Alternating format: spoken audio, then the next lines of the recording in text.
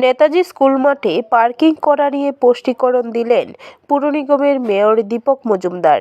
তিনি বলেন, আগরতলা শহরকে যানজট মুক্ত করতে শহরের বিভিন্ন জায়গায় পার্কিং করা নিয়ে চিন্তাভাবনা করছে পুর নিগম। কিছুদিন পূর্বে এক বৈঠক অনুষ্ঠিত হয়। সেখানে প্রাথমিকভাবে নেতাজি স্কুলে আন্ডারগ্রাউন্ড পার্কিং ব্যবস্থা চালু করা নিয়ে আলোচনা হয়। সে ব্যাপারে স্কুল কর্তৃপক্ষকে জানানো হলে তারা সম্মতি দেননি এই সিদ্ধান্তের।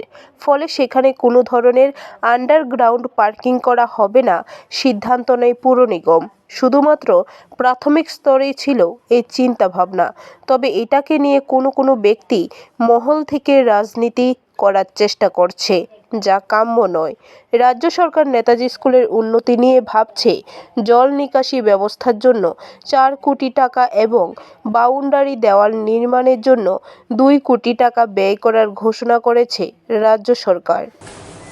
যে আগরতলা পৌর নিগম বা স্মার্ট সিটি পার্কিংয়ের জন্য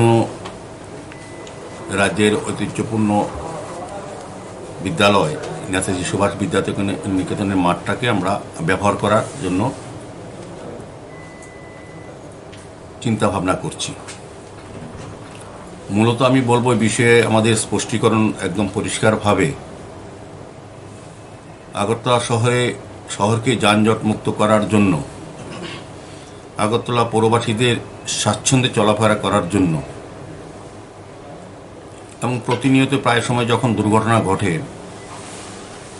অবৈধ রাস্তা দখলদারি, যত্র যান রাখা বা যথেচ্ছভাবে নিয়মনীতি লঙ্ঘন করে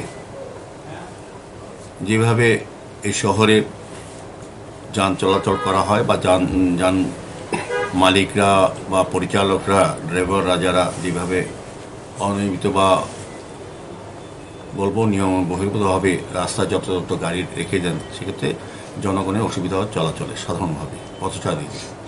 ব্যুরো রিপোর্ট, খবর ত্রিপুরা।